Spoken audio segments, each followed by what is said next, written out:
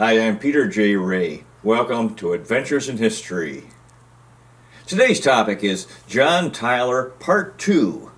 John Tyler was the 10th U.S. president. We stopped last time in 1842. He was into his second year as president. He had assumed the presidency upon the death of William Henry Harrison, only a month into Harrison's term. And Tyler was the vice president, so he became the president. 1842, the United States economy was really booming with early decades of the Industrial Revolution, plus a lot of agricultural surplus.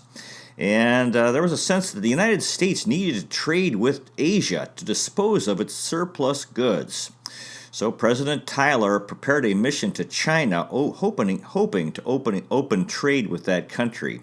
And he had a number of gifts that went with that mission, including pistols, rifles, a telescope, a steamship model, an atlas, a globe, a book of American history, and a biography of George Washington. The leader of the mission was Caleb Cushing.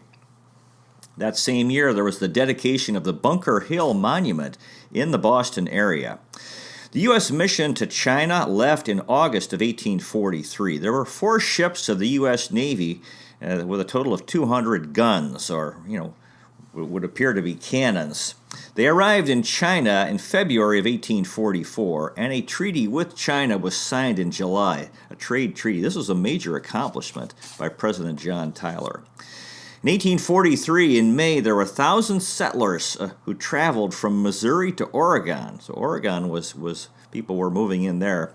In July of 1843, the Mormon leader Joseph Smith declared polygamy divine. Now, this led to a major conflict. Polygamy meaning men could have more than one wife. Now, the good side of that is that this was a way to take care of widows, actually. Sort of a social security for widows. But anyway, it was a major conflict with American culture, which forbid polygamy, one man, one wife. In August of 1843, President Tyler was able to end the Second Seminole War in Florida. Also in August, Mexican President Santa Anna sent a message to the United States that if the U.S. annexed Texas, it would mean war with Mexico. Texas became President John Tyler's top priority. In 1843, Texas had become independent in 1836 of Mexico, fought a war of independence. For 7 years, it was an independent country. And the Texans wanted to be part of the United States. Tyler had a strong desire for Texas to join the Union. However, the major obstacle was Northern opposition because of slavery, that the annexation of Texas would add another slave state. So President Tyler believed he needed to work to change public opinion to favor Texas annexation. Now, there was a possibility that Texas would become British since as time was passing and the Texans were getting impatient with America, the United States not accepting them in the country. May of 1843, Daniel Webster, the Secretary of State, was pressured to resign because he was against annexation of Texas.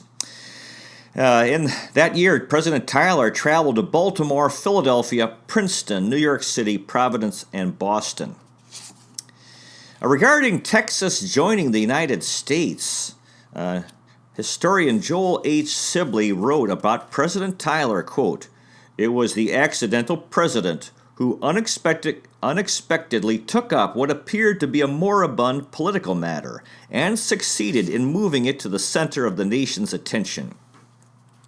During this trip he took, there was a big welcome for President Tyler in New York City. His daughter-in-law Priscilla Cooper Tyler wrote, quote, "I never saw so magnificent a spectacle in my life. All the other cities had done their best, but none have the number of inhabitants or the natural advantages of New York. The president had really showers of bouquets and wreaths thrown upon him everywhere. Windows of the houses have been filled with the most beautiful women waving their handkerchiefs and casting flowers in his path." Now, he arrived in Boston, which was the center of the abolitionist movement, the movement to end slavery. In June of 1843, he was there for the Bunker Hill Memorial. You know, Bunker Hill was a famous battle in the American Revolution. John Quincy Adams, the former president, had this to say about John Tyler and the Bunker Hill Memorial dedication, quote, "What a name in the annals of mankind is Bunker Hill. What a day was the 17th of June, 1775. And what a burlesque on them both is an oration upon them by Daniel Webster, and a pilgrimage of John Tyler and his cabinet of slave drivers, to desecrate the solemnity by their presence. A dinner at Faneuil Hall in honor of a President of the United States, hated and despised by those who invited him to it, themselves as cordially hated and despised by him." You know, interesting situation. Tyler owned slaves, and the Bostonians were against slavery, so this was part of politics. June of 1843, Hugh Laguerre, the Attorney General and interim Secretary of State, died unexpectedly at age 46. He was a close confidant of President Tyler, and Tyler was devastated by his death. John Tyler had this to say about Laguerre. He called him one of the Republic's, quote, "purest and noblest sons. His well-stored mind, which had shed broad light over the country on so many occasions, was now extinguished. That calm and unimpassioned friend on whose counsel I had leaned in so much confidence, and by whom I was never deceived, was stricken from my side." After the death of Laguerre, the rest of the trip was canceled. They were planning to go to Albany, Buffalo, and points west, but President Tyler returned to Washington. Abel Upshur was the new Secretary of State. Again, the big issue was the possible annexation of Texas. Another issue was the Oregon border with Great Britain and Canada. And Mexico, again, was threatening war if the U.S. annexed Texas. The Texans were wary about being spurned by the United States again. You know, they had tried, they made it clear they wanted to join, and the U.S., so far, there wasn't enough support. There was a lot of opposition. So the U.S., so far, 7 years, had not accepted Texas. In February of 1844, a treaty with Texas was reached in which Texans would become U.S. citizens, and Texas would become part of the U.S., and the U.S. would assume the Texas public debt. So this was a step forward in that process. February of 1844, February 28th, there was a pleasure cruise on the Potomac River, the naval gunship, the Princeton. And there were many VIPs on the boat for this trip. Secretary of State Abel Upshur, President John Tyler, 3 guests, again, many VIPs. President Tyler, who was a widow, his wife had died, he was courting Julia Gardner, the daughter of a U.S. senator. She was called the Belle of Long Island. And now they had a big banquet below deck with champagne toasts. As the ship passed Mount Vernon, they fired a gun in honor of George Washington. And by that time, some of the guests had gone up on top to watch this, and some were still below deck. And tragically, the gun exploded when it was fired. And a number of people died, including Abel Upshur, Secretary of State, Thomas Gilmer, David Gardner, this U.S. Senator, Virgil Maxey, a diplomat, Commodore Beverly Kennan, 2 seamen, and Henry, John Tyler's slave servant. So this was a horrific tragedy, the explosion of the Princeton on the Potomac River, killing Senator David Gardner, Secretary of State Abel Upshur, the Secretary of the Navy Thomas Gilmer, so some very important people. President Tyler carried Gardner's daughter Julia off the ship, daughter of the senator, and that was in February of 1844. In June, 4 months later, President Tyler married Julia. So this disaster brought the two together. President Tyler lost some very important people to him politically, and Julia, of course, lost her father. So President Tyler remarried. He was 54 years old, and Julia was 24, 30-year age difference. And Julia had this to say about marrying John Tyler, quote, "Wit I prefer to youth." So she was saying, she thought he was a funny guy. John Tyler was the first of 3 presidents to be married in office. The other 2 were Grover Cleveland and Woodrow Wilson. Their wedding, the wedding of John Tyler and Julia Gardner, was held in Manhattan, New York City, at the Church of the Ascension in New York. Historian Gary May wrote, quote, "Washington had never quite seen anyone like Julia Gardner Tyler. Besides being the youngest First Lady in history, she was also the most glamorous and extravagant." Julia, now the new First Lady, she introduced the polka dance step at the White House. It had been considered racy. It was considered not a proper dance, and John Tyler had forbidden his daughters from dancing it. Historian Margaret Truman wrote, quote, "But he did not so much as peep when the First Lady pranced across the East Room in the arms of one ambassador after another. The dance soon became the national rage, the polka." Wonderful dance step. Now, back to that tragedy on the ship where all these President Tyler lost some very important people to him. Tyler wrote, quote, "A more heart-rending scene scarcely ever occurred. What a loss I have sustained in Upshur and Gilmer. They were truly my friends and would have aided me for the next 12 months with effect." Yeah, Abel Upshur was the Secretary of State, and Thomas Gilmer was the Secretary of the Navy. Both important, so this was a horrific loss. The wedding of Tyler and Julia was called a May-December wedding. They had a very happy marriage. Now that, again, back to the deaths of these fellows, this was devastating to Tyler's plans for the annexation of Texas. Both Abel Upshur and Thomas Gilmer were expected to play important roles and had been playing important roles in that. This was a catastrophe, that explosion. John C. Calhoun was offered the position of new Secretary of State, and he accepted. In April, the Treaty of Annexation of Texas was signed. Texas wanted military protection against Mexico. They were vulnerable. They were worried about the Mexicans coming. So President Tyler ordered the deployment of a large number of American soldiers to Fort Jessup, Louisiana, nearby.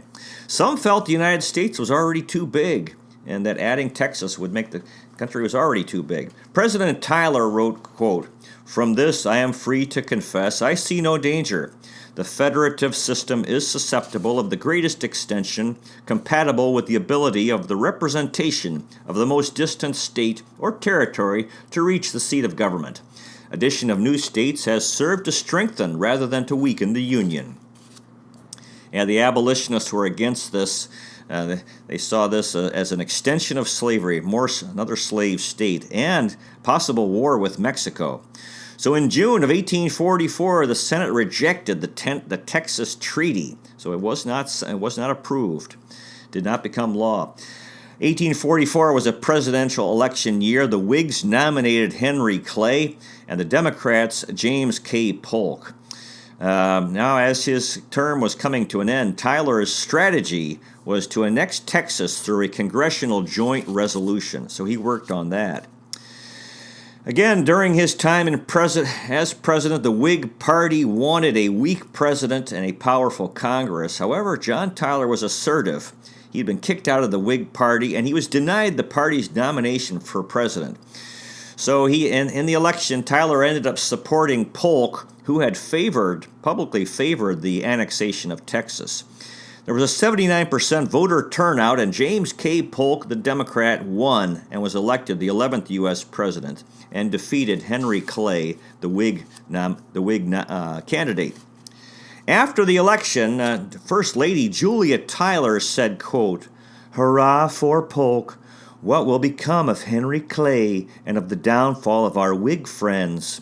We shall have a very pleasant winter here, I can now promise." Julia was First Lady for 8 months, and she was actually a big help for President Tyler. She enthusiastically lobbied for the Texas annexation. She had a lot of get-togethers, entertained a lot, receptions and dinners, which are an important part of politics. And Julia started the tradition of having the music "Hail to the Chief" played when the president would arrive at an official function. She was very popular. Again, Polk had come out in favor. He'd taken taken a stand that he was in favor of the annexation of Texas. And President Tyler believed that the election of Polk was a mandate, that it meant the public wanted Texas to join the Union. Also in 1844, in May, the first telegraph line was laid between Washington, D.C. and Baltimore, the early days of the Communications Revolution. In June of 1844, the Mormon leader Joseph Smith was murdered by a mob in Carthage, Illinois. And this was partly connected to their practice of polygamy, and this led to the Mormons moving to Utah, Salt Lake City. December of 1844, the House rescinded the slavery gag rule when it was forbidden to talk about slavery in the House. December of 1844, the China Treaty arrived, and John Tyler was exultant. It had been signed by the Chinese. His wife Julia, First Lady Julia Tyler, said, quote, "The China Treaty is accomplished. Hurrah! The documents came in today and will be sent to the Capitol in a few days. I thought the President would go off in an ecstasy a minute ago with the pleasant news." The treaty confirmed the right to trade with China, maintain hospitals and churches there in port cities, and it led to massive trade with China. So John Tyler opened the door to China. This was a major accomplishment of his time in the White House. Julia's entertainments, First Lady Julia Tyler, her entertainments in the White House the first 3 months of the year with congressmen helped get the Texas admission in a joint resolution accomplished. She had one of her parties was a big party, had 1,000 candles used for the huge chandeliers in the East Room. And John Tyler gave Julia, his wife, the gold pen he used to sign the annexation bill. She wore it on a necklace. February of 1845, this was near the very end of John Tyler's administration, Congress passed a joint resolution to annex Texas, which had been submitted by President John Tyler. So this was a major accomplishment of him, that Texas was going to join the Union. In March, near his last day in office, Florida was admitted as the 27th U.S. state to the Union, a slave state.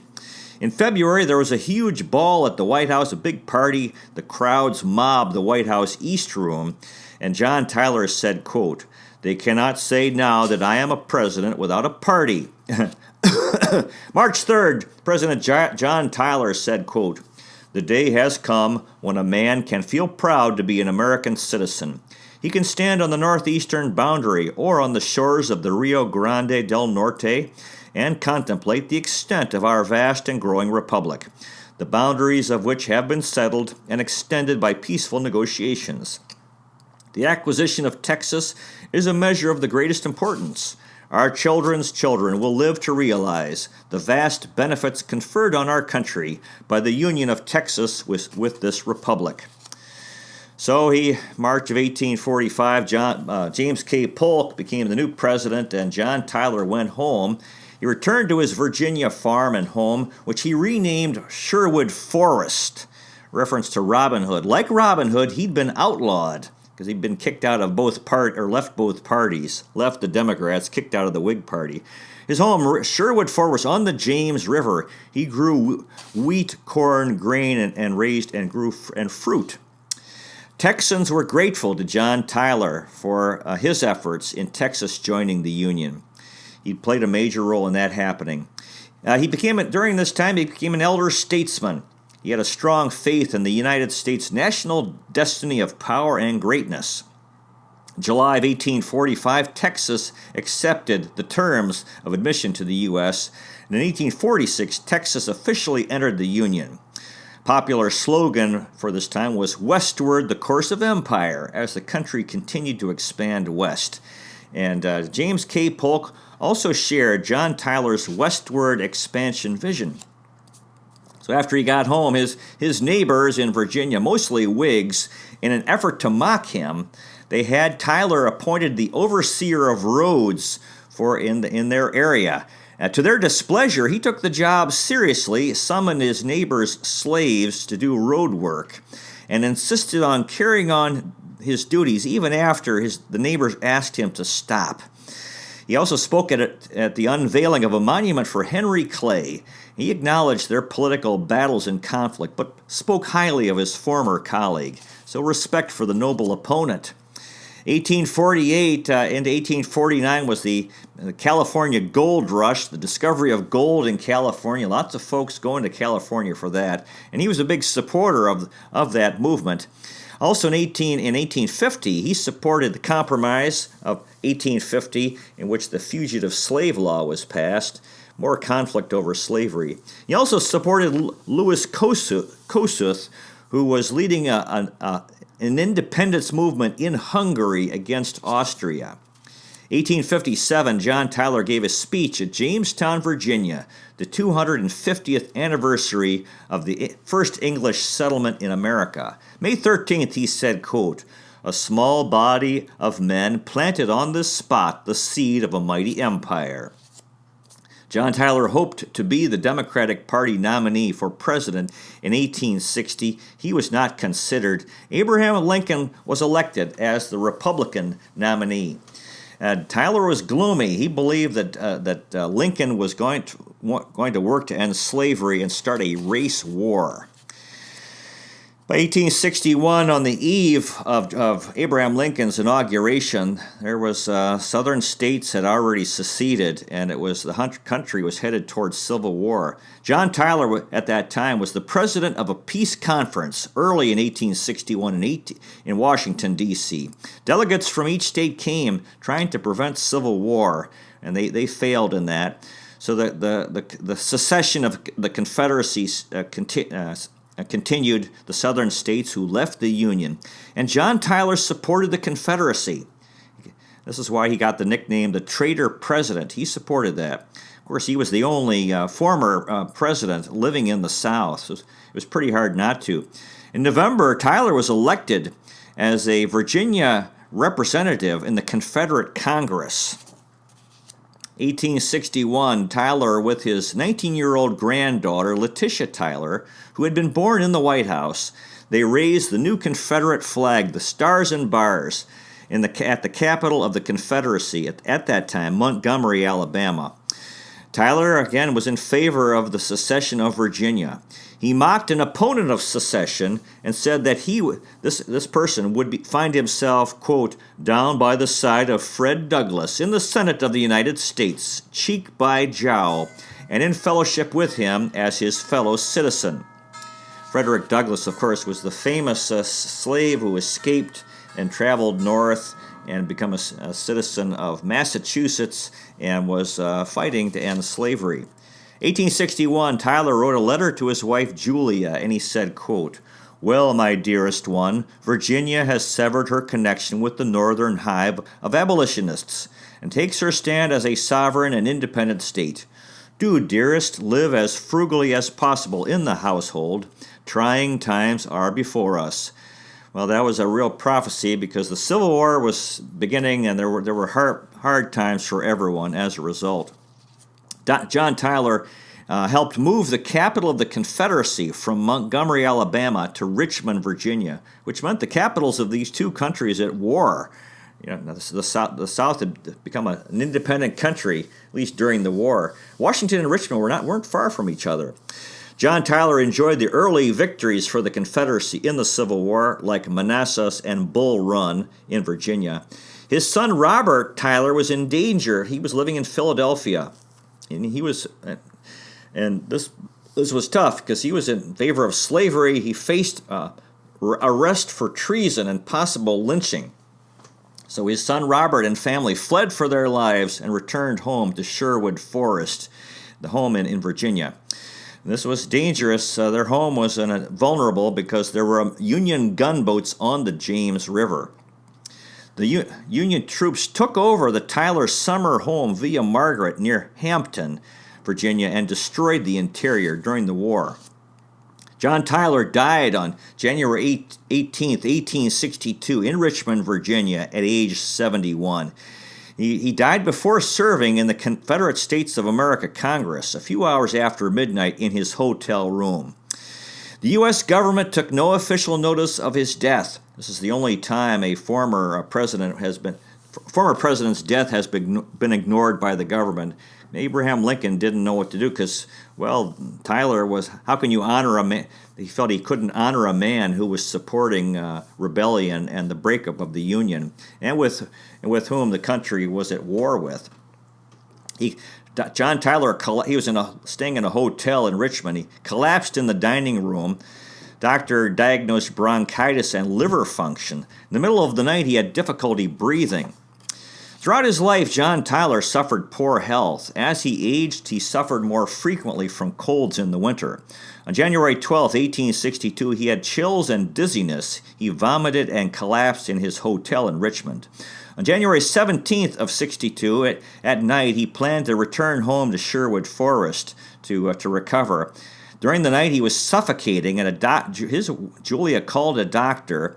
Tyler sipped some brandy, and he said, quote, "Doctor, I am going." The doctor said, "I hope not, sir." And then Tyler said, "Perhaps it is best." And then he died. It's believed he died of a stroke. So that was the end of the life of John Tyler. His body lay in state at the Confederate Congress, and a Confederate flag was placed on his casket, the only American president that did not have a U.S. flag on his casket. Jefferson Davis, the president of the Confederacy, was among the rebel dignitaries which accompanied the funeral cortege to the cemetery, the Hollywood Cemetery, and he was buried near the James Monroe tomb. Gary May, historian, wrote, quote, "Honored by the South, condemned by the North, in death as in life, John Tyler remained a controversial figure." During the Civil War, his family was divided. Julia's brother, David, was a strong Union supporter. During the war, Virginia broke into two. West Virginia broke out, split away from Virginia because it was pro-Union. At the end of the war, the Civil War, half of the military-age men in the South had died. The Southern economy was destroyed. Now, after her husband's death, Julia traveled north to live with her mother on Staten Island. She had hard times. Their home at Sherwood Forest was looted and destroyed by Union soldiers. Tyler was considered a traitor. After the war, Julia returned to Sherwood Forest, which had been ravaged, and she lived there and kept it during Reconstruction. She raised and educated her 7 children and got many of them government jobs. Julia Tyler waged a 5-year campaign for a pension for herself and the widows of presidents. In 1898, President William McKinley used the John Tyler precedent and had a joint resolution of Congress passed to annex Hawaii.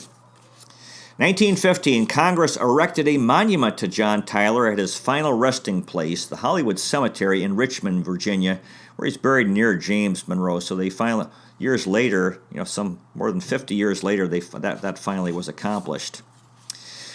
Theodore Roosevelt, he was a U.S. president in the early part of the 20th century, said, quote, "John Tyler has been called a mediocre man, but this is unwarranted flattery. He was a politician of monumental littleness." And there's been a lot of criticism of Tyler during his time and since. Harry Truman, who was president in the U.S. in the late 40s into the 50s, said, quote, "No one can charge John Tyler with a lack of courage. He resigned from the Senate because he did not agree with Andrew Jackson. But I can never forgive him for leaving his party to join the Whigs or for leaving the Union in 1861. Historian Edward Crappole wrote, quote, "Other biographers and historians have argued that John Tyler was a hapless and inept chief executive whose presidency was seriously flawed. In 2017, a C-SPAN survey of historians, John Tyler was ranked 39th of the 43 presidents at that time, so near the bottom. Robert Seeger historian wrote that John Tyler was among the most obscure presidents, really very forgotten. Seeger wrote, quote, "His countrymen generally remember him, if they have heard of him at all, as the rhyming end of a catchy campaign slogan, Tippecanoe and Tyler too." Edward Crappole wrote, quote, "John Tyler was a stronger and more effective president than generally remembered." Robert Seeger wrote, quote, I find John Tyler to be a courageous, principled man, a fair and honest fighter for his beliefs. He was a president without a party. Gary May wrote, quote, "The mild-mannered gentleman from Virginia, scorned by his contemporaries, neglected by today's historians, and forgotten by his countrymen, deserves to be remembered and re-examined. There is much to be learned from his tumultuous presidency." A friend of Tyler said this, quote, "In his official intercourse with all men, high and low, he was approachable, courteous, always willing to do a kindly action." For these two videos, I read two biographies of John Tyler. The first was John Tyler, the Accidental President by Edward P. Crappole, 2006, and John Tyler by Gary May, 2008. So in conclusion, in my opinion, John Tyler accomplished a lot and deserves respect for his accomplishments. Of course, he was a part of the amazing 1840 campaign, the most fun campaign in American history. Tippecanoe and Tyler, too. He played a major role in Texas and Hawaii becoming parts of the United States. He opened trade with China, which was a very important step for the economy. He did a lot to modernize the U.S. Navy and worked for the naval presence in the Pacific Ocean. He settled the border between Maine and Canada, which was another major accomplishment. Of course, he did support the Confederacy during the Civil War, but a lot of good men in the South did the same because they felt they had to. God bless John Tyler, a man who served his country well. Well, that concludes today's presentation. I hope you have a good history book to read, or you find one. There's so many amazing history books that have been written.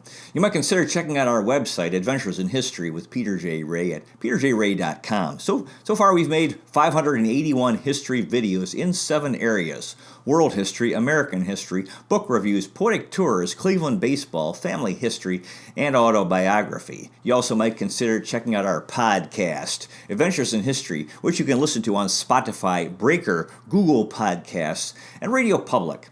Thank you so much for watching. I really appreciate it. God bless you. Take care. And I'll see you next time.